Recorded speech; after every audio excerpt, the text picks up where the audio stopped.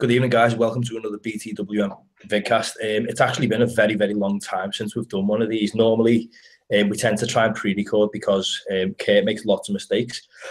So when Kurt makes a mistake, if we pre-record, I can remove it. Kurt's got something on his face. Obviously, it's I don't know, rabbit ears. Anyway, he tends to make a lot of mistakes. So what we do is I edit them out. So we'll do it live tonight because it's a special occasion. We've got Eric and Shawn on from Ectovision Paranormal, who we are going to dissect in probably about 15 minutes. However, before then, guys, you don't have to be quiet whatsoever. If there's anything you want to pipe up about or speak about, including the news that we'll bring up very shortly, I'm not going to stop you, okay?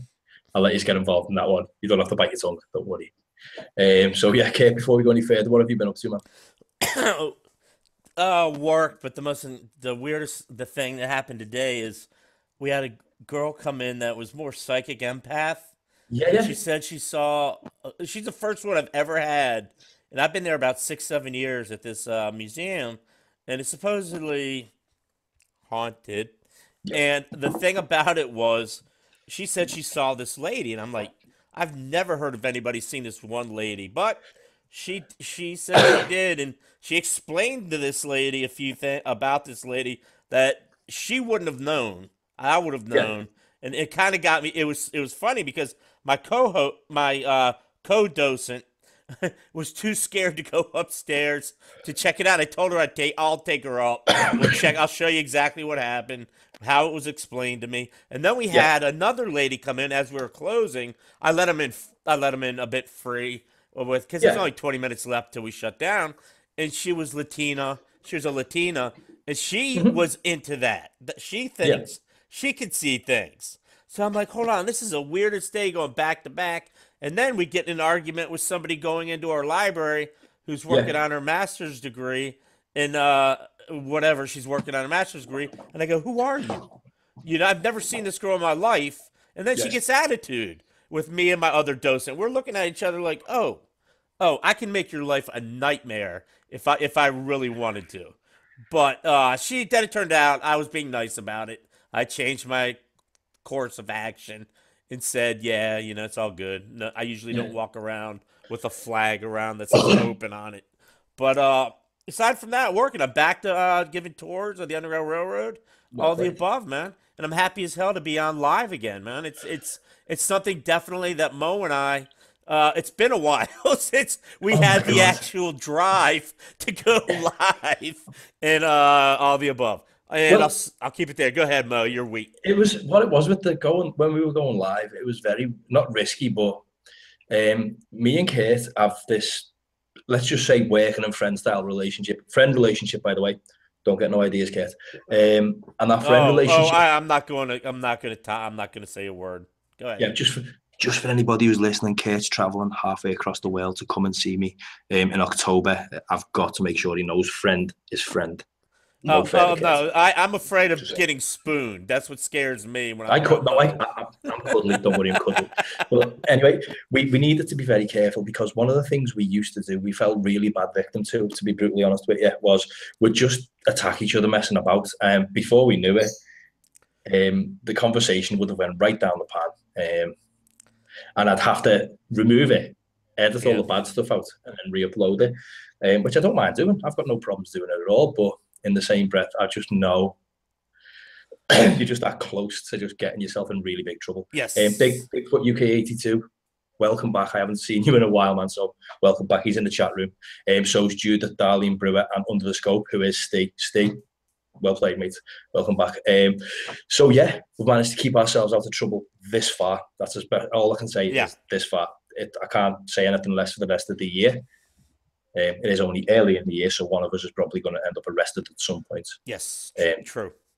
Possibly Kurt. True. Definitely Kurt. I'm bringing you down. I'm throwing you under the bus with me, dude. So don't think I won't. I live in the most soft place in the world. You could probably drop a nuke in a park around here and get a caution off the police. You sneeze and you get arrested. I'm careful. So yeah, nevertheless. Anyway, I'm going to go straight into the news. And I'm only doing that because of one thing and one thing only. Uneventful week. I've done nothing. I've literally work, sleep, repeat all the way through the week. So I'm going to jump straight into the news. And this is Eric and Shawn, you're welcome to get involved in the news if I mention it. I'm not going to stop you at all. So, yeah, anyway, for anybody who's not been paying attention to social media over the past couple of days, Most Haunted back. Yay. Woohoo. My party poppers and my streamers and the banners have all disappeared, unfortunately. I've lost them all, so I can't put them up to say welcome back, Most Haunted. And what I can say is they've managed to capture absolutely fantastic evidence. By fantastic evidence, I mean somebody walking up a set of stairs on a camera. Okay, I'm sure there's something in this room, Stu. How are you feeling? I'm actually sweating and out of breath. My heart's jumping up my chest. What the hell? What's that? In the corridor. Hang on, Stu. Hang on. I'm gonna I feel a footstep. Hang on, let me rest put it. that now. Can you get that there, yeah? Make sure it doesn't fall. I heard footsteps, I'm sure I did. Come on, if you're here, walk up this corridor. Front of the infrared there, but right. A noise is kind of, I don't know, it's like in the centre here. Okay. Come on, if you're here. Mary Ghosting. If you're here, what's that? What's that? There. Carl, I can see it now. Go for it. Hello? I'm not behind you. Carl, look, get your torch. Hello? This is, if it's real, then guys, put your cameras away. The evidence has been caught. It all exists. If it's not real, which, to be fair, Most Haunted has a slight, what's the word? Affinity for not being real at all. If that is the case, then they've really threw themselves under the bus with this one.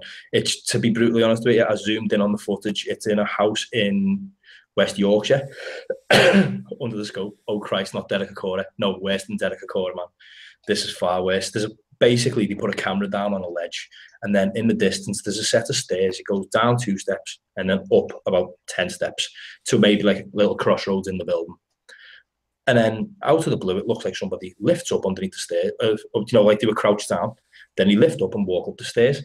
Absolutely fantastic evidence if it's true. However, when I look at the footage, I am pretty sure, excuse me, I'm pretty sure it can't be that too good to be true. As I said to Eric and Shawn and to Kate before the show started, we all go out and spend a lot of money on camera equipment, a lot of money on thermal cameras, audio equipment. And for every one television show that puts out 200 episodes in 200 locations, there are literally thousands of groups out every weekend of thousands of locations, all with thousands upon thousands of cameras pointing every which way. But loosely pointed, they're looking everywhere. So how is it a TV show's the one that catches the groundbreaking evidence? Is it because they've got amazing equipment? Not really, because they're holding handheld cameras with little illuminators. A lot of groups out there use full CCTV systems. Eric and Shawn, am I right in believing you guys have got CCTV system? Do we? No, yeah. No. Oh God, good dodge.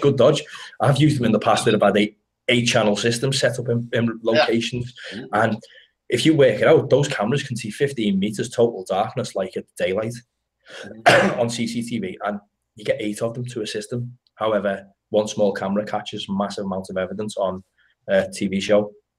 Just putting that out there. That's my opinion. Kate, go. I'm just gonna keep this rated PG-13, so that way my co-host doesn't have to spend 2 hours editing out my curse words and my insults and this, and I'm playing it smart now. So I have to agree with Mo, because if you think about some other shows, I'm not going to say who shows what, but every other show, they find evidence, like let's say a flying brick and something like that. And if that wasn't specific.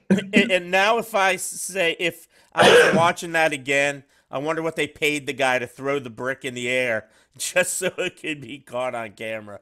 Yeah. I mean, I'll just keep it at that as that show. But I think basically, if it's television, it's all about ratings. I mean, and I don't want to go really deep into television or anything, but it's about ratings. If you don't get the ratings, you don't got a show anymore. Well, who was it? Who was it? It was Thomas Durant and Brian Cano or Cano. I always get his name wrong. And Steve DeShavi. All three of them that I'm aware of have touched the television in the past. They've had stints on TV, and every single one of them said exactly the same to us, that if the shows don't pull in the evidence, they just get dropped or they get sidetracked. Yeah, it was KJ McCormick was talking about that too. Sorry. Yeah. It was a range of people who have interviewed in the past have all said the same. Now the good thing is, forgive me by the way, guys, I've still got a cough. I haven't been able to shake it for well over a month. So I might be. Katie's have to investigate me in about a month's time if this keeps going. Cool. What's the worst that could happen? Cool. But if you look at the way it is with social media at the moment, it's absolutely fantastic. Now, Shawn and Eric, you've got a YouTube channel. We do. Simple as you guys are creators. You're on YouTube. What's up? What's up? Is it just the free plug? No, you love it, right? You've got a YouTube channel, right? So you put up on your YouTube channel your footage. You don't have to conform to what TV asks for. You don't have to do it that way. If you want to make a video and use a specific set of transitions, or if you want to color grade, you don't get moaned at for color grading by a producer or by a director, effectively. And that's the right way to do it, because you guys, you're the king of your own castle. You do it your way. There's no TV show that's going to get slanted or ratings are going to drop. You do what you do. You gain your own subscribers. People will go to your channel because they genuinely want to see what's going on your channel. They don't flick through. They'll go there because it's a destination. They're looking for something. They've used tags, they've used keywords which have brought them to your videos, which, by the way, your videos have always been fantastic. And no joke, that's how I found you when I first interviewed you, was through your YouTube channel. So people need to look at you. Don't even start hugging. You're going to hug or something. Little pat on the shoulder. Be like, yeah, pat on the shoulder would be good. I was giving him a pat on the shoulder because he makes our videos. He's our editor, and he does an awesome job. So I was giving him props. Yeah, no, I know. I'm the first person to admit that when it comes to editing video, you will either lose your hair, drink too much coffee, or just scream because it just gets frustrating. Oh, God. I feel your pain. It's terrible. Hair loss. Everything. You lose your appetite. Oh, yeah. You lose more than just your hair. But I do, whenever I edit, I find myself sitting there at 2 o'clock in the morning in bed thinking, I should go back and fix that, and gets frustrating, man. Gets really frustrating. Yeah. But as I said in the past, I found you guys just through the medium that is YouTube, and your videos, as I said, your videos have been done brilliantly. So yeah, straight up, I'm going to move away from the news now because it's possibly best for legal reasons that we move away from it, because we'll just end up getting ourselves in trouble. As I said, they live 20 odd miles away at max, I think it is, away from me, so I'll keep my mouth shut on that one. So nevertheless, guys, we've got Eric and we've got Shawn from Ectovision Paranormal. Fantastic channel, fantastic Facebook group. There's going to be a link in the description below for the channel and for the Facebook group. Anybody who's watching this, anybody who decides at a later date to find the video on YouTube or watches this, get your asses to the channel and get subscribing right now. But welcome, guys. Thank you very much for coming on. I do have a question though for Mo before there we go. He jumps before we get Eric and Shawn going. What state are they from, Mo? Ohio. Okay, he got it. All right, I was trying to bust his balls earlier about him not knowing. I'll pixelate that part what I've just done there in a second. So, nevertheless, Bigfoot82 has just subscribed to you guys. Thank you very much, Bigfoot82. Guys, thank you. Well played. That was easy. Thank you for having us back. Oh, you're always welcome. And to be fair, as I said, we don't. It's not that we don't like doing live shows. It's just sometimes we'll just rather pre-record. But for, as I said, special situations like this, I'm definitely doing it live. And let's see where we end up, shall we? So, nevertheless, since the last time, before the last time we spoke, can you explain to the people who are watching now and the people who will watch this video at a later date what got you started in it? You want to go with that first? What got me started with the team, or what got me started in the paranormal? Well, both, to be fair. I'd say paranormal first and then the team. What got you started building the team as well? Well, what got me into the paranormal, I think, like most investigators, was from experiences I had when I was younger, growing up. Mhm.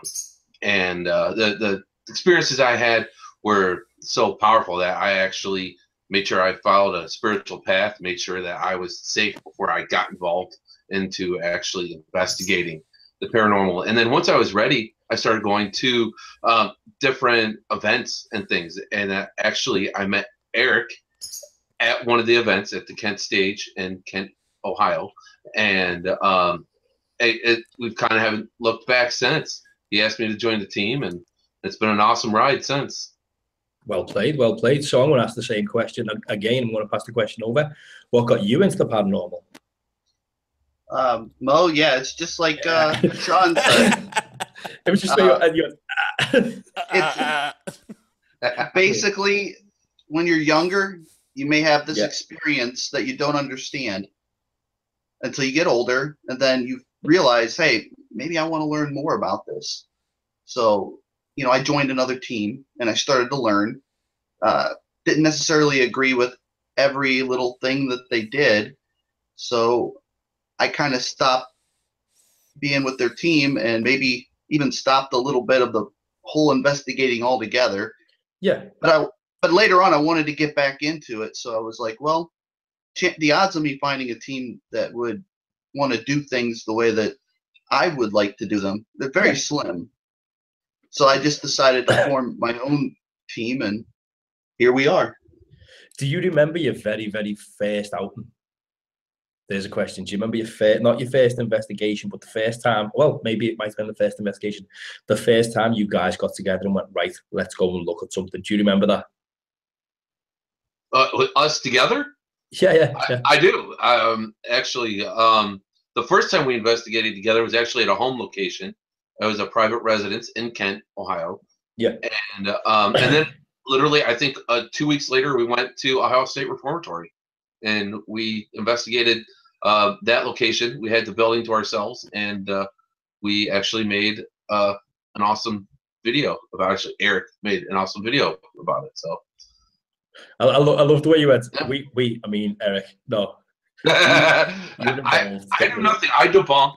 I don't do the editing. I watch what we have a guy that watches all of our clips and everything, and he finds everything, and I debunk what he finds, and then Eric puts them and edits everything so that they make an awesome video. So am I right in believing that the person who gets all the evidence together, the ones that you debunk, do you and him not have a very good working relationship for 60% of your lives? Yeah. He gets mad at me a lot. Would have been better if you said he gets mad at me a lot, but he's always wrong. That would have been better if you'd have said that.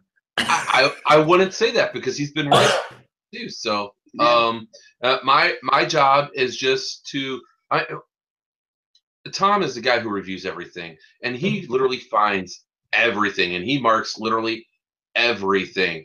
And so I have sometimes hundreds of clips to go through, and I have to break everything apart, and I make sure that I'm able to explain why I debunk them, because I know that Tom may want an explanation. Sometimes he doesn't. Sometimes he gets to the point where he's just like, I don't even want to know. I don't even want to know. So, the blood is shed. No. but he's really good about it. He's a really good guy. Sometimes, of course, we do bump heads a little bit, but a lot of times when you're dealing with this, it is a matter of opinion. So we do reach out to the rest of the team sometimes, and we do reach out to Eric, and we get their opinion as well. So we definitely try to make sure everything is done fairly, and we make sure that everybody's opinion is important. Yeah. And everybody might see or think something different, and that's really what's unique about the paranormal. There isn't too much fact to really base everything on. So, well, additionally, we'll actually reach out to, say we're at another location that's run by another team. We'll reach out to them and say, do you recognize this sound? And they'll let us know, and that's helped us.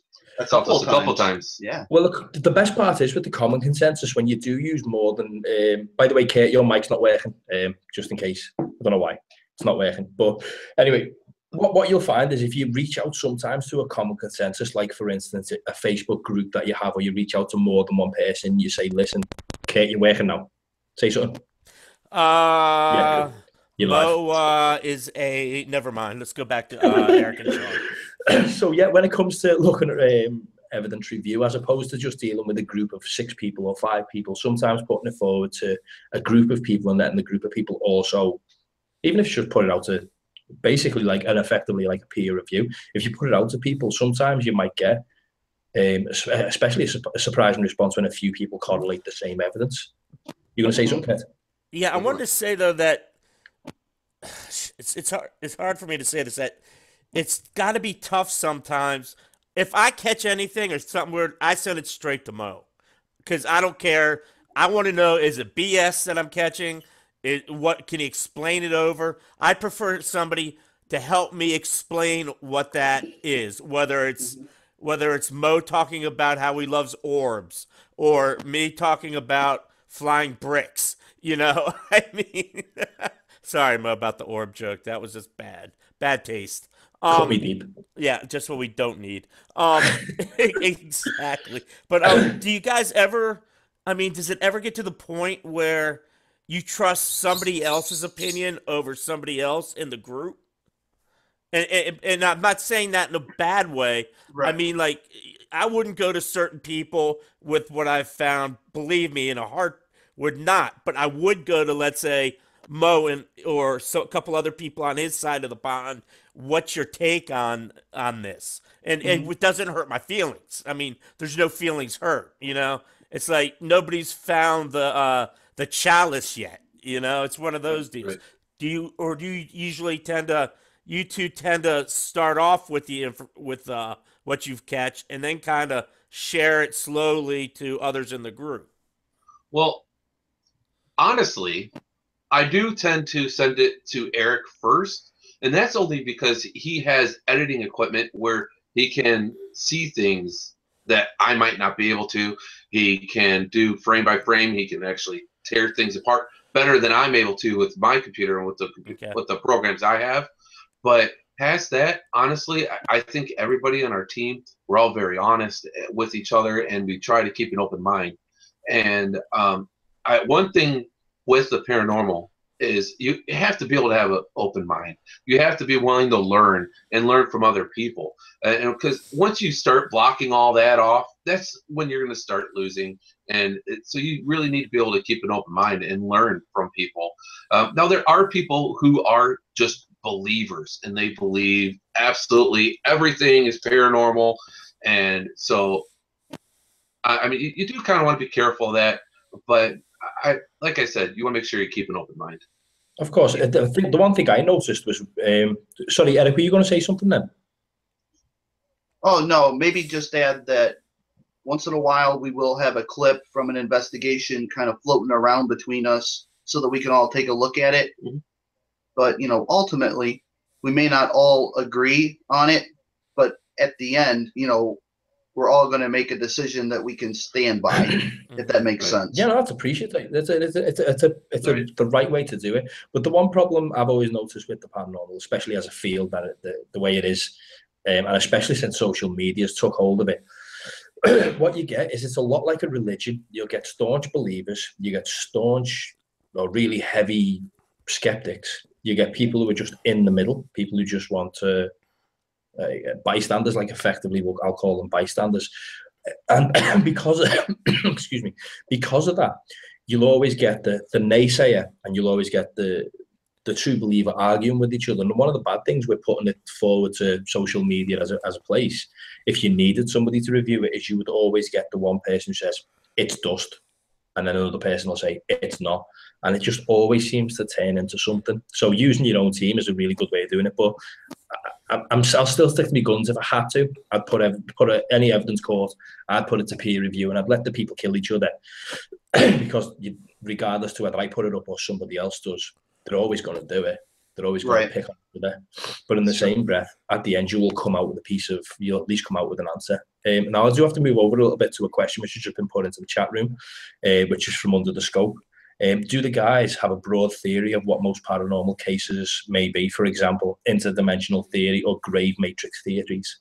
Do you have a common theory? I don't think we necessarily do agree upon that. What it would be at a home investigation. You're there. It's all demons. Cause? Oh yeah, it's all demons. It's all clearly. It's all demons. It's all dust. Satan. Yeah. Funny story, boys, before we go any further. I was messing about just before Christmas, and my son and daughter, my son's 8, my daughter's 5, and I was calling Santa Claus, and just messing about. I was sitting there with my son, and I went, Satan Claus. Just called him Satan Claus, messing about. And my daughter started crying, and then started believing that Santa was the devil because he's red. And then the following 2 days of trying my hardest to deprogram my daughter's broken mind. Oh my! Oh, dude! Demon and Satan, and this God. Yeah, let's not go there. So I'll be polite from there, but next time I'll watch what I say with regards to my daughter. Now, some of the questions that appeared, right, for everybody who's listening, when we first decided, or when we all decided we were going to throw a show together on Sunday, we talked it through, and then about 2 weeks ago, Eric and Shawn contacted and said, is everything still rolling? We're like, yeah, that's totally fine. I went straight onto their Facebook page and asked the question, has anybody got any questions they'd like to ask? Which then turned into 68 comments about these two absolutely panicking like mad, wondering what people are going to say. A few questions appeared. I picked 3 of the questions, but I picked the polite ones anyway. I didn't pick any bad ones, don't worry. We'll keep them for later. And one of the questions what came forward was, what are the pros and cons of knowing the history and the background of a location before an investigation? Cognitive bias. Wow. Just cognitive bias. You go in there with a open mind and investigate in such a way where you're able to cast the big net and try and draw in as much as you can. That's what I would say. No, that's actually a fantastic answer. Yeah, I definitely agree. I think that knowing the history, just kind of knowing like what kind of building you're walking into, like what if it were a hospital, like what type of patients were there? If you're potentially dealing with schizophrenic spirits, I think that might be a good thing to know, maybe. But like Eric said, you need to keep an open mind, and knowing the history, and maybe researching more on the experiences that people may have had in the past, so you may know the hot spots to go to. That's a good idea. That I think is very helpful. One of the things I do when we go investigations is I'm pretty much in charge of setting up all of our static cameras. So doing that kind of research has really made it easier for me, so I don't have to wait for the tour right when we get there. I'm going in there with some ideas already. Yeah. But yeah. Oh, it makes total sense. I mean, there's been times, and I think Kurt, you'll also agree with this. There's been times when you go on an investigation, you expect, or not that you expect, you actually, you don't mean to do it, but you'll look into the location because you're like, for instance, you're excited to be going to somewhere new, and you think, oh, I wonder what this place is like. And before you know it, you go on Google, have a little bit of a search, and the next minute you see a load of people saying this happened and that happened, and it kind of takes it away from it a little bit. There's a building I've investigated in the past, which is a really big building, to be fair. It's huge, and I know the history of the building just due to the fact that it's really local to me, and because of that, I went there expecting this building to be one step off The Conjuring. And then I found a really nice building that at 5 o'clock in the morning, I'm sitting in the middle of an old abandoned orphanage, replacing batteries in a torch. And it was just calm and nice. I could have sat there all night, and I probably could have fell asleep there, no problems at all. And I was a bit disenchanted, disenchanted to say the least. But my opinion, sadly. So another question to put forward to you guys, which was asked as well, is what's your favourite piece of equipment? Everybody's got a favourite piece of equipment. I know what Shawn's is. It's white and flies. However, I got 2. I have 2. I love my RT EVP recorder. It's that digital audio recorder that we use that lets us hear sounds. Yes. And my other favorite piece of equipment, just because it's probably the most affirming piece of equipment that we have, would be our thermal video. Yes. I would say. What one did you get? For me, I gotta agree with the RT EVP recorder. That honestly that changed the way I investigate. Before I worked with EVP, I worked with a couple other teams, and we had our digital recorders, but we're reviewing them for hours. I would literally, I'd get home and I'm up till 3, 4 o'clock in the morning, listening to what I just experienced that night. And with the RT, I don't necessarily have to do that, and it actually helps as a great debunking tool as well.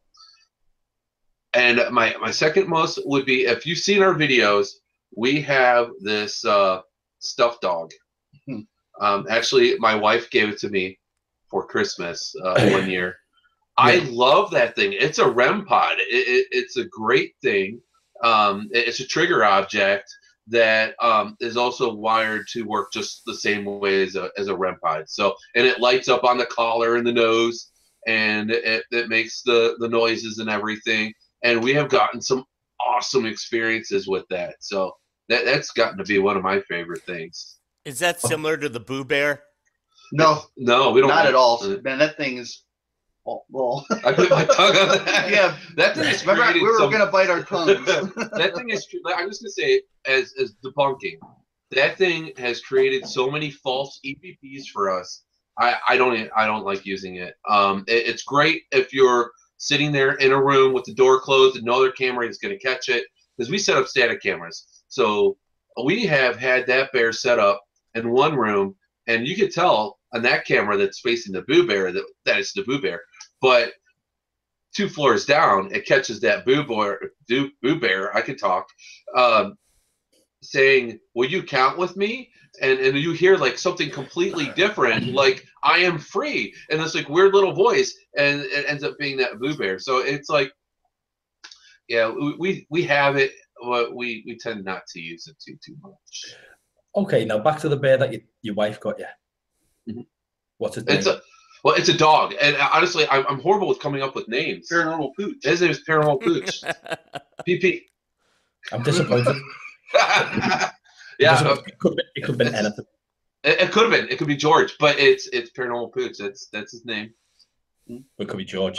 I know. I have a cat, a living, breathing cat. His name is Mel, short for Mel Meter, and my family's fully cool with it. But his name is Mel. I love it. It's probably a better name than Paranormal Pooch. But funny story. I've got a goldfish. Its name's Panasonic, and I'm not messing. So, yeah, don't ask me why. As for the cat, I like the way you had to extenuate the fact that your cat's living and breathing. Yeah, well, because the dog is a stuffed animal, so yeah. I want to make sure that you do it. I can imagine you going, I've got a cat and it's in a carrier bag. You're like, cat. Love it. Well, the company does now make cats, I believe. I saw that on their website. So that's another reason why I did that, because they do make those trigger objects as well. So I just want to make sure I'm clear, that your cat's alive. Just you had to put it out there that your cat was actually alive. I'm proud of you for getting your cat this far. To be fair. Well, I do not have Norman Bates that lives near me to stuff it for me. So yikes. I love it. Right, another question which came up, and I'm going to ask this to the both of you individually. I didn't write this question. I just copied it. Okay. I didn't. All right. Did an entity ever get fresh with you? He. The extra he. The what? Did an entity ever? Oh, an entity. Yeah. Yes, it did. Did you think I mistakenly said prostitute then or something? That's why I got excited. We were at a home in Akron, and we were down in the basement, and I felt something kind of, brush up against me in my lower hindquarters, and it kind of felt like a big, long, skinny balloon. That's all I mean, it wasn't going up anywhere. Did you say it wasn't long, skinny balloon? Yeah, it did. It kind of felt. Sorry. It was about that big around. That's even funnier. Yeah, I know, but it wasn't going up anything. Okay, No order, that's good. no- That's good. Oh, This is rated PG. Okay, it just felt like it kind of pushed up against like it brushed up against it. didn't brush. It didn't brush. It pushed. Isn't it the technical American term for that called dry humping? Try. It was like consistent, solid pressure. I don't. You're not helping.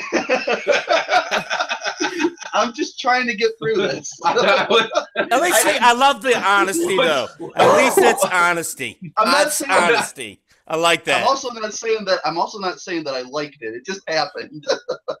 You liked So, it. But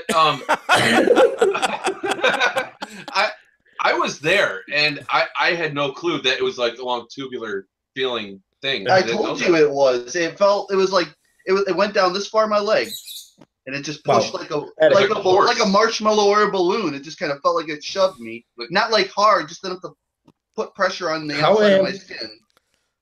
How long was it? About that long, about that big around. Aren't you lucky? What it felt like. Like that big, or That's called that's called a horse. it's called girth. By the way. Yeah. I guess you could call it girth. Okay. But Eric, can I just point one thing? it didn't go.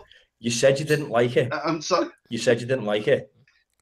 I didn't care for it. No, that was it. Sorry. No, I actually let out kind of a cry because it kind of surprised me.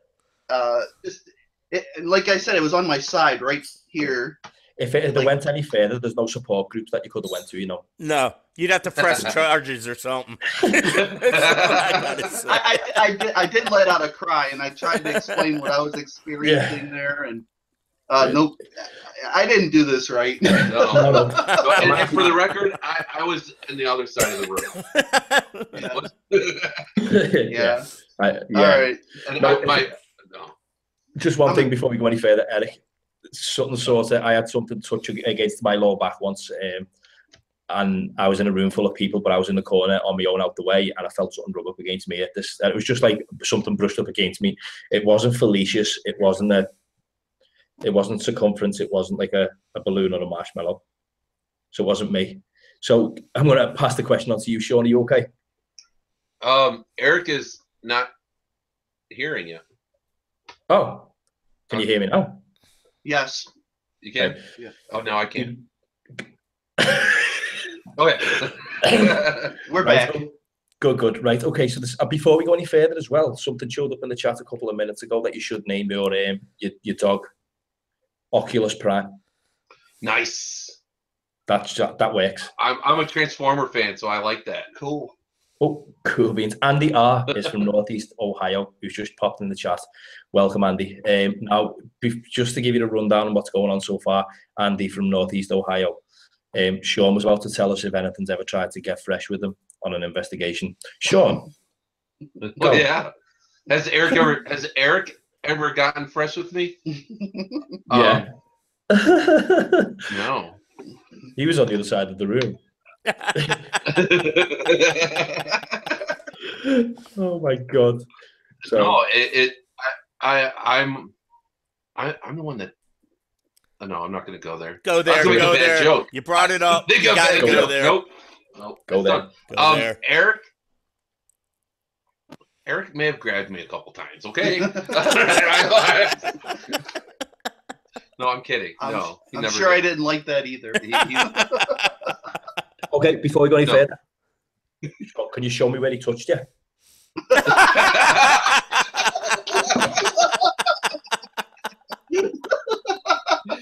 It's right here. Oh, that was that.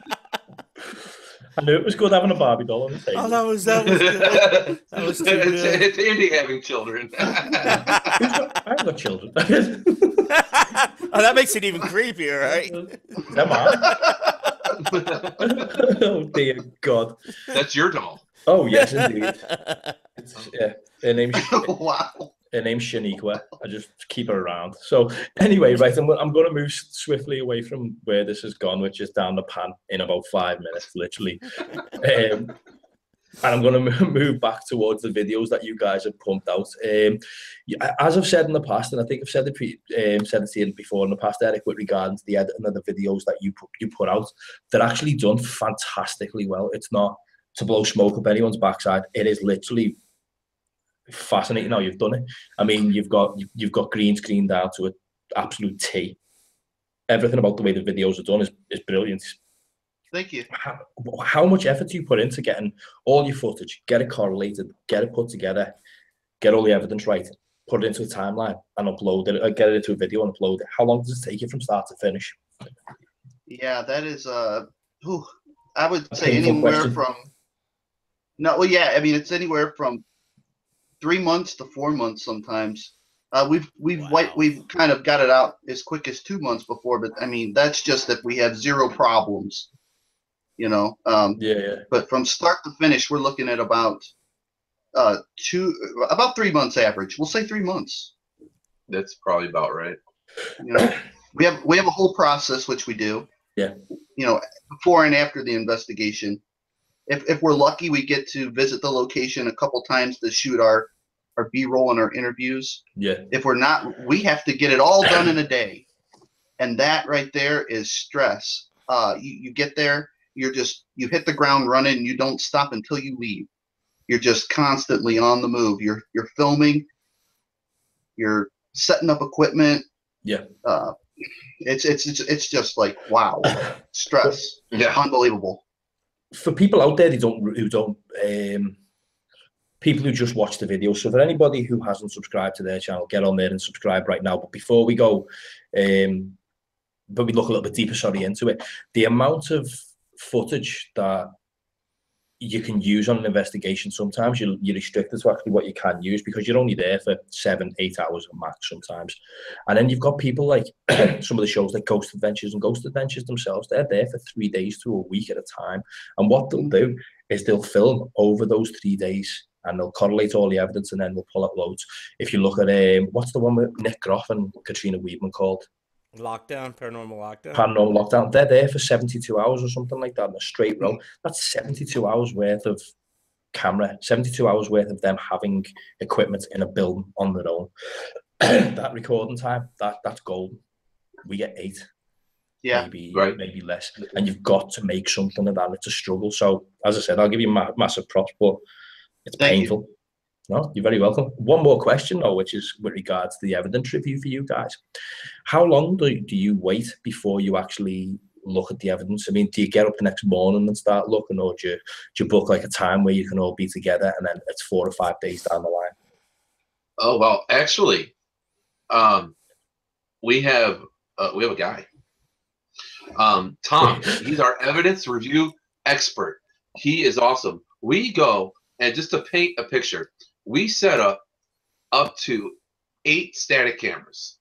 Okay, each static camera, wow, they have a memory SD card in it, and I take can't forget the walking cameras we use. Mm-hmm. So up to 3 walking cameras, and the up to 4 RT EVP recorders. Yep. And we also have our thermal camera. So we have hours and hours and hours of review. Tom reviews it all. We are so lucky and so blessed to have Tom, because he goes through and reviews everything, and he gets it done. Probably takes him about a month to go through everything. Yeah, a month or 2. Yeah, sometimes 2.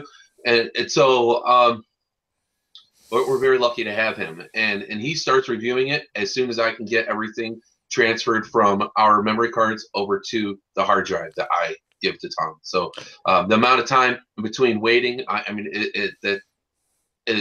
that completely depends on the situation. Yeah. Well, question 2 about Tom. How did you catch him? Has he ever got out and what you feed him? And you honestly have a kidnapped victim in a cellar somewhere? This poor guy, I feel so bad for him. I've looked. I used to do all the evidence review when we had the team, and if you've got 8 hours per camera, Before you know it, you got 72 hours worth of footage to watch. Right. That's right. Yeah, it's painful. So whoever this Tom is, I hope he's not missed by anybody, because probably nobody sees him in daylight. He's probably a rumor. He's probably got missing person billboards everywhere. He's retired, so he'll do a little bit each day early on during the day, and then he spends his evenings with the family and doing other things. So you see Tom in our videos. Yeah. But what I will say is, when you see Tom, right, next time you see him, or Tom, if you watch this, you're an absolute legend. These guys need to buy you food, and lots of food. They need to buy alcohol if you drink it. Just utilize their money. They don't mind. Nevertheless, another question came up in the chat by Bigfoot UK82, and the question is: have you ever heard of or experienced in the phenomena of matter passing through matter? So, for instance, an object passing through a wall, or disappearing from one place and reappearing in another. I've heard of it, and I've been places where those claims are said to occur. Right. In fact, we have an investigation coming up where that phenomena is actually very common. Yeah. Yep. I've never witnessed it myself, but this did happen at this location. It's the Knickerbocker Hotel. Yeah. So they actually saw, or there was an experience where somebody had lost something, and they found it somewhere else in the building. It just kind of moved on its own, but nobody knows how it moved on its own, how it got from one place to another without anyone moving it. It was kind of I don't want to tell it and get it wrong. It's like aporting. Yeah. It's like what happened to Kurt's GoPros when he put them down in his apartment one day, and then they disappeared. Oh, they do. I got so many GoPros. I can't find them. And then I got one pair of shoes I really like to wear. I'm missing the right foot. And I'm like freaking out. I go nuts, digging through all my crap. All my gear comes falling down. All my cameras and everything else. It's just a story of my life. Stuff moves in my house all the time, and it's more than likely always down to a 5-year-old daughter in the 70s. Where my phone or my iPad will be in one place, and then it'll be up in their room while I'm making videos. Don't know how it got there; it just happens. So the same question to pass over to you, Shawn. Is it something you may have experienced, or? I've experienced it, but it wasn't during an investigation. It's one of the experiences that led to me investigating. Brilliant. Believe it or not. Yeah. I grew up in a place that I saw a tall shadow person a couple times. Things would disappear all the time. Doors would lock and unlock, and people's personalities would change too, out of nowhere. So, like I said, I had a lot of really strong experiences, and honestly, I had more strong experiences living there than I have investigating. Do you know what? I don't mean to sound horrible, because I'm not saying this in a skeptical way in any way, shape, or form, but it's something I've never experienced. It sounds horrible, but being in a situation where all that could happen in one situation, like in a living environment, for instance, it's something I've never gone through, and no offense, it's something I would not like to. No, right. And you know, when I was going through that was before the TV shows. That was before the paranormal was like okay thing to talk about.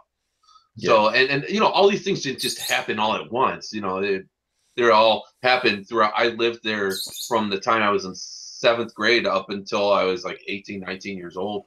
And actually, there was a point in time where I moved back. I lived in Arizona for a little bit. I moved back, and I lived there for a little bit. This is my mom's house. And but when I moved back, that's I saw the shadow person, the clearest I ever did. It walked across my bedroom, and one of the most terrifying things I ever experienced. And when you don't understand what you're experiencing, it's absolutely terrifying. So I really wouldn't wish that upon anyone, especially when they don't understand, they don't have anyone to talk to or go to about it. Yeah. See, the thing is with the shows being the way that they are, the way that and I'll say mainstream media depicts it, it's not that it's people go out and you'll get a lot of people who will just say it because people find it cool, unfortunately. People find it really interesting. It's sad because there'll be times, I've known of groups in the past who have gone to a location because they've been told something's going on, and they've got there, and it's been not a waste of time because it's been dead, not a waste of time at all because of that, no pun intended, but it's just not been anything which has been explained, put forward to them. And it's sad that it shouldn't be like that. But anyway, to move on a little bit further, another question, because I'm bombarding your questions because they're coming through effectively. What has been the case that has convinced you the most that paranormal research is a must? Say that again, please. What is the case that has most convinced you guys that paranormal research is a must? What case? Yeah. I don't know that it. I don't know that it would be a case as much as an experience that you have in your life. You know, by the time you're on a team and you're doing this, you know, consistently, and you're doing the work, you don't. You know, there's nothing that really convinces you or unconvinces you. I think. Well, for me, it's more about letting people know that the paranormal it happens more often than people think. I think I just from what I grew up with, if I had one thing I feel like the TV shows did, for instance, for me is I feel like it really opened the door and made it okay, made people comfortable with talking about paranormal experiences that they personally had.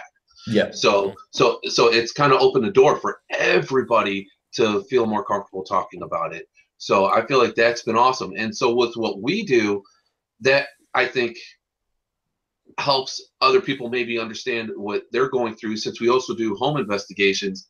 They're not alone and they're not crazy. Maybe some people are, but a lot of times they aren't. So that's really what it is for me, is just helping people really understand that they're not alone and they're not going crazy. Because when you don't understand what's going on around you, you feel like you're absolutely losing your mind. Yeah, no, it's a good way of putting it, and a lot of people don't realize. And you go on any investigation, or you go to any of these places. As I said in the past, I've gone to old abandoned. See, again in Britain, I'm not just, how can I put it? It's not technically illegal to go to certain locations in Britain if it's a door open location. So, for instance, there's an old abandoned hospital in Wales in the middle of Britain. It's got no fences, the door's open. Plain and simple, you can just walk into it. And there's been times we've been there, we've walked around, and it was only in this one part in the nurses' quarters. And I went up, and when I say darkness, I'm talking, this is countryside darkness. You can't see your hand in front of your face.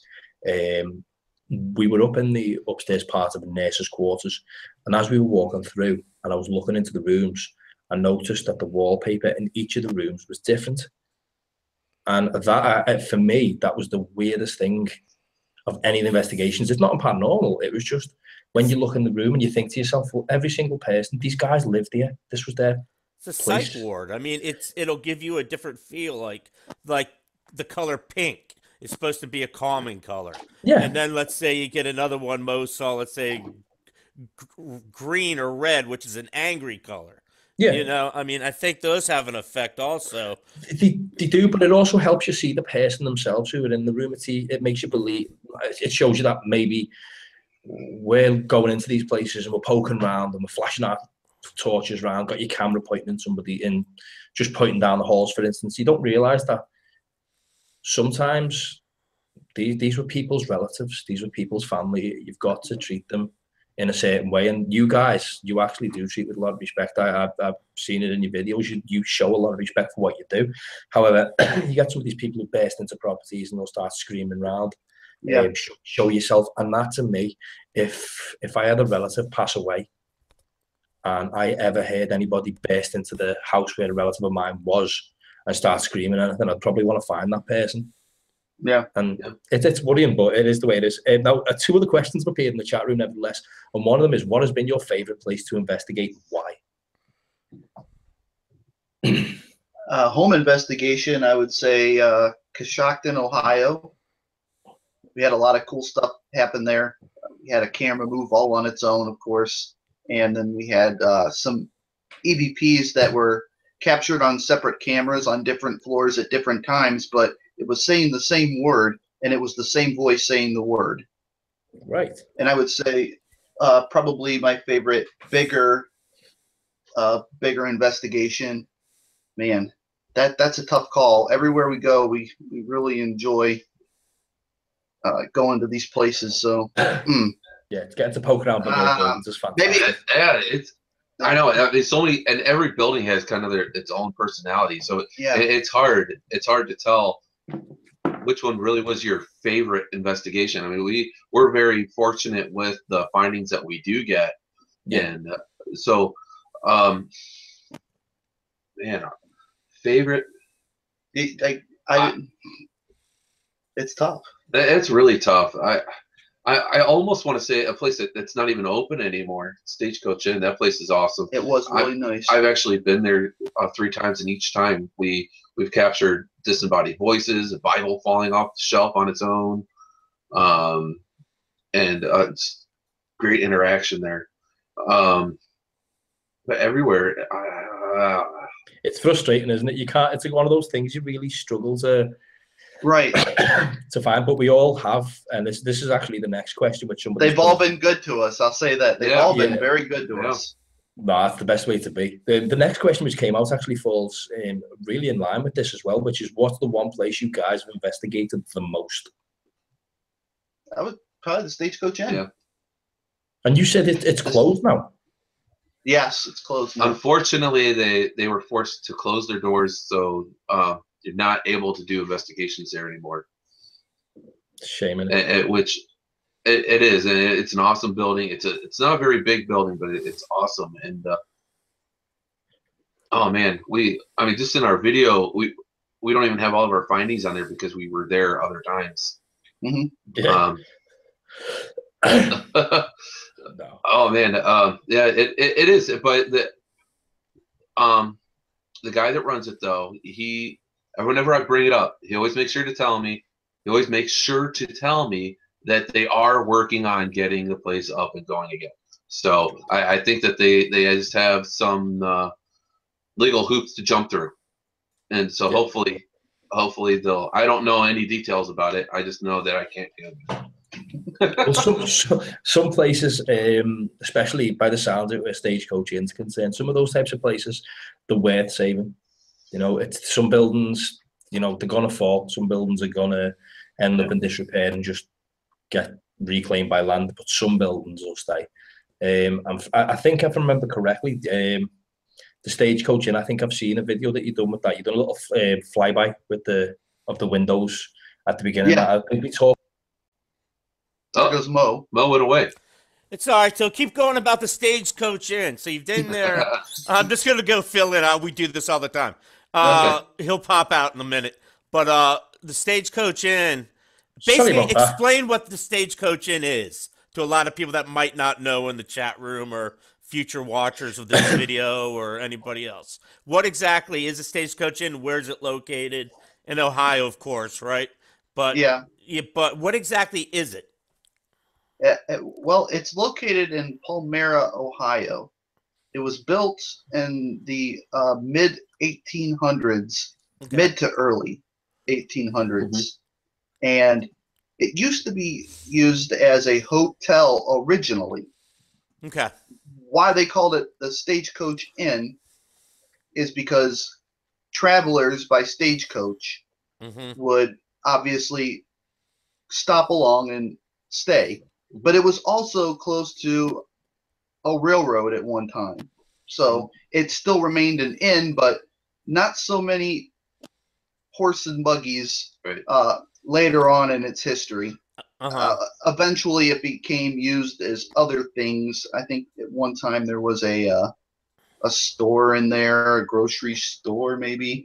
Okay. That I would have to go back and look. I have all those documents, and I don't remember how much I did. Right. Report on that. The neighborhood also was an old mining town. Okay. So there was a bar in that location, and the miners are said to have gone there after their shifts to drink and hang out too. So, have you guys ever done any investigations in Northwest Ohio? My mom's from Toledo, my dad's from Fremont, so I'm up in Ohio all the time visiting relatives and stuff. Yeah, we went to Toledo. I bet you was it 4 months ago we were in Toledo? We did a warehouse. Oh my goodness. That was a private. Was that any good, or did it turn out to be? Unfortunately, everything was it was kind of contaminated. It was a big, huge warehouse, but I want to say there was 440 outlets in there just humming all night with electricity, and it just drowned out all the audio. You couldn't hear anything other than that hum. Okay. And we couldn't do like a mic check on our stupid little cameras. Right, on our static cameras, right? Yeah. So there's unfortunately, that's one thing that is tough about the way that we do our setup. But we did have some good personal experiences there. Yeah. So I mean, sometimes that's all you walk away with, So, sometimes those are the best. You know. Yeah. That's those true. are actually the best. What do you think, Mo? I tend not to think it hurts me brain far too much.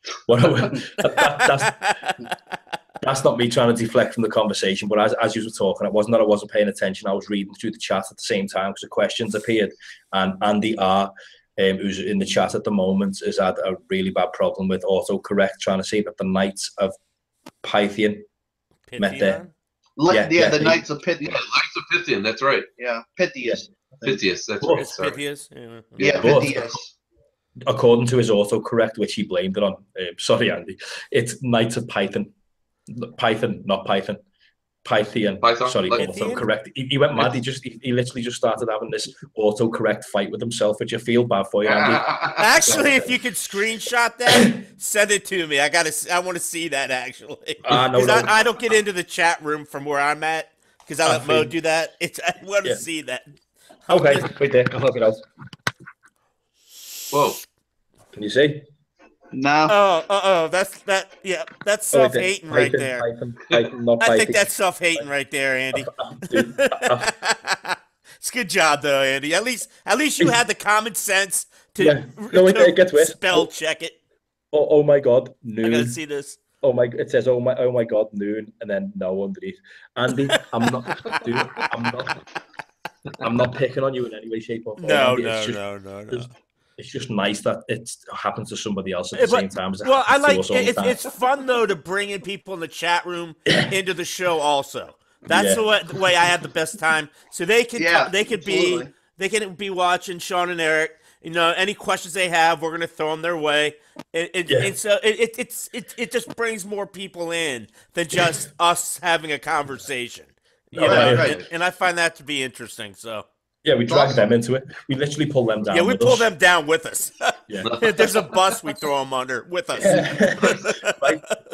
Everybody gets embarrassed on this show. Yeah. It's just the way we operate. We don't take it seriously. We don't have feelings. Our feelings aren't hurt.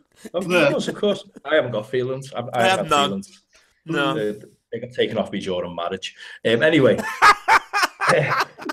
Hold on, who am I laughing at? I just got married. Yeah, you did, yeah. Yeah, I think mine was taken away also. Never mind. Right, another question appeared in the chat, right? And this is actually a soldier question. It came forward that, where are we? Since the chat-a-thon went mad. Apart from post-traumatic stress disorder, why do you think soldiers who have killed in active service are not haunted by the people that they have killed? Ooh. Aside from post-traumatic stress disorder. Why are they not haunted? Why don't they haunted by the people they killed? Wow. Why are they not haunted by them? Shit got deep really quick there. It did. I mean, that's a deep question right there. Yeah. I'm. There isn't enough known about the paranormal to really fully answer that question. I would have to say my final answer is I don't know. So I got an answer. I like pork. That was for people who are not aware. That was the common consensus question answer that we were expecting from Eric tonight for anything. But we also know that in Britain, pork actually means something really rude as well. Like something. They say it here too in America. Yeah, something sausage shaped rubbing up against the back of you. Yeah. You got your leg. You got porked at that house that one night. Yeah. We used that same one too. Yeah. You really didn't, but that was always good to throw out. God love you. What right? I'm going to end it on this question, right? I normally end on normally a serious question, really serious question. So I'll end on a serious question. Oh, What's the most embarrassing thing that has ever happened? No. You're not good. You won't like this one. Eric, what's the most embarrassing thing Shawn's done? Shawn has done? That's fair. He doesn't really get embarrassed. Like he'll pretty much crap his pants on an investigation and keep going. So I like his attitude. He's like, so be it. That's life. Yeah, he's like, man, I'll just wear a diaper. Come on, let's go. Bring a thing of Depends with you and stuff. Right. That's a good idea. Me, I'll turn like a tomato though. I'm Oh, okay. So he tries to hide it. Yeah, pretty. Masks it with things. I can imagine. Yeah, can try and deflect by doing something. Yeah, that makes sense. Yeah. So, Shawn, can you think of anything Eric has done which is embarrassing on investigation? Well, Eric did just kind of. I love your face at the moment. He's trying to keep a straight face. Okay. Eric actually at last time our team got together, he made a confession to us. And no. Okay. We went to a place called the Madison Seminary, right? And at the Madison Seminary, they have this big, heavy metal chair. I think they used to like strap their psychotic patients to it or something. Anyways, Eric tried to lift it, and there's a big clip on it. There's a part of it on the clip because he like tried to lift it and he couldn't, right? So the thing is that he told us was he tried to lift it. He actually let one rip. He farted as he was trying to lift it. But here, this is the kicker. He was with like other like well-respected investigators. So he was like, oh, my back just popped. Oh, my back. So he tried to hide it. Oh, that's awesome. Would you go as far as saying that I could find footage for this? Yes. Please. Please. Okay, let me just rephrase that. Would you go as far as saying that I could find footage in this so that I could put it right here, right now, when I take the show down and re-upload it? It is on our Madison Seminary video. I'm sure if you turn the volume up high enough, you might be able to hear something. But here's the thing. Eric does the editing, so he can change and edit things like that. So it will be a true back crack. He probably removed it. No, that's totally fine. I can re-add sounds. Nice. Like I'm talking like I'm going to use like a comedy noise. Just to blow it over. Eric can't do it to you. I really can't do it to you. I feel bad. I would happily do it to anybody else. Some people actually would expect it from me, but it's just I don't know. I can't do it to you. You two guys are just good. That's funny. Did you say do it? Whatever. Dude, let's do it. Go up, turn, and move around the corner. Try to move that thing without making a single noise on it. You couldn't hear it. It's impossible to move that thing without making a noise. Nobody heard a thing. On our last video, Eric made sure to make fun of me pretty bad. So I did. He got me really good. So you know what? Do whatever you got to do. Make a green cloud come out. I don't care. I like the way you're dropping them deeper and deeper into it by giving me more ideas. Right? But no, because like we did our investigation of the Randolph County Infirmary. Yeah. I was a little bit startled of our sneezing. So and he made his. Did you just tell me that you shit one because you sneezed? I did not. No, I said a friend sneezed, and I was using the RTE recorders, and it's it scared me a little, and I may have yelled or screamed a little. And so Eric made sure to put that in the video, and everyone had a good time making fun of me. So I think just to clarify, what video was that in? that was in the Randolph County Infirmary. Roughly. That was our last one. What time in that video? About 7 minutes, 9 minutes in. Oh, You know what I think? I think you should just watch the whole video and watch, and so you can see the whole thing. Yeah, I'm going to do that, but I'm actually going to aim for that clip because I want that clip. Oh God! No. Yeah, I can't pick on one without picking on the other. So that's true. I'm sure I can find a high-pitched girl scream to just launch on that video. They said that's what I did. Yeah, it was well, pretty good. It was pretty good. I might not need to edit the audio in that. Oh God! Right. Let's go check it out. Maybe we should ring the dinner bell. Oh my God! That was me. I'm sorry, guys.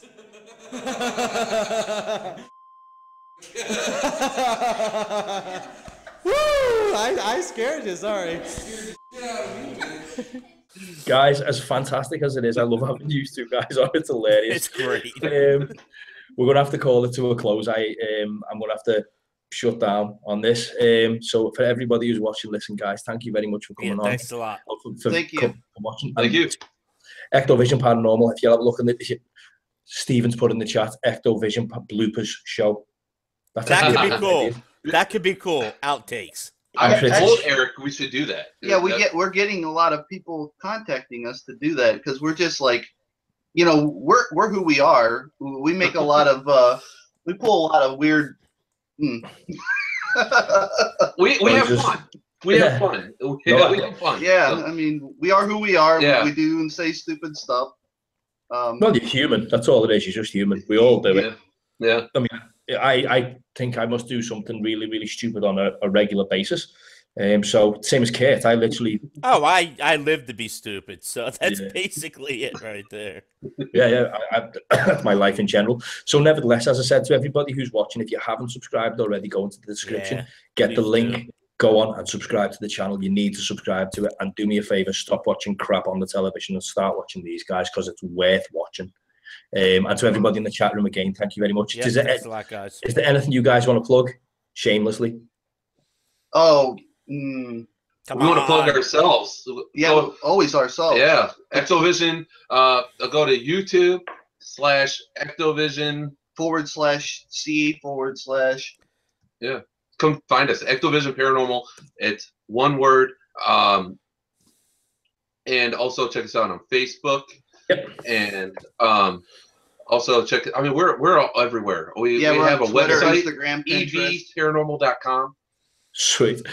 Get on one step off having your own clothing line, aren't you? Like, you know, got my own t-shirts, got merchandise as well. That's right. Yeah, that's right.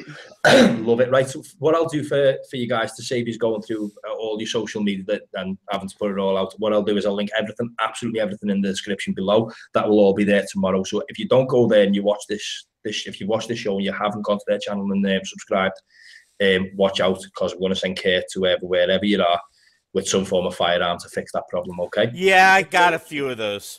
Yeah, I haven't. I've got a Nerf gun. I would, our upcoming investigations, we're doing the Knickerbocker. We're doing the Hinsdale house. That's a big deal. Yes. Yeah, we're really excited about that. You know what? That's something else we should talk about. Yeah. They're giving us 2 nights at the Hinsdale house. That's right. Right. We're sleeping there. So I don't know. I kind of have an idea. But yeah, we're going to be sleeping there, and that's going to be awesome. So plus we have some other really, really big things we can't talk about yet. We have a few things to finalize yet, but we have some huge things coming up. So yeah, it's real exciting. We're looking forward to it. A lot of big things in the works. Yeah. Great stuff. So yeah, thank you very much for coming on, guys. We will be watching you very closely for the upcoming months to see what's going on. But thanks very much. All right, Yep. Thank you, Mo and Kurt, and thank you, everybody guys. in the chat. We really appreciate everybody in the chat. Thank you. No worries, guys. For everybody in the chat, we'll catch you soon. We will be back either next Friday or next Sunday. This will be finalised over the next 2 days. It just depends on whether Kate's sick or I've got a cold or the hell's frozen over. I don't know. We'll work it out. It happens. Something always we call happens it in our lives. We call it logistical nightmares. That's Yeah. pretty much it. So everybody, Lunatic, Bigfoot UK, 82, Chris Rowland, Andy R. Basically, everybody who's there. Thanks again, guys. We'll catch you soon, okay? See Yeah, you soon, thanks, guys. guys. All right, Thank you. yeah.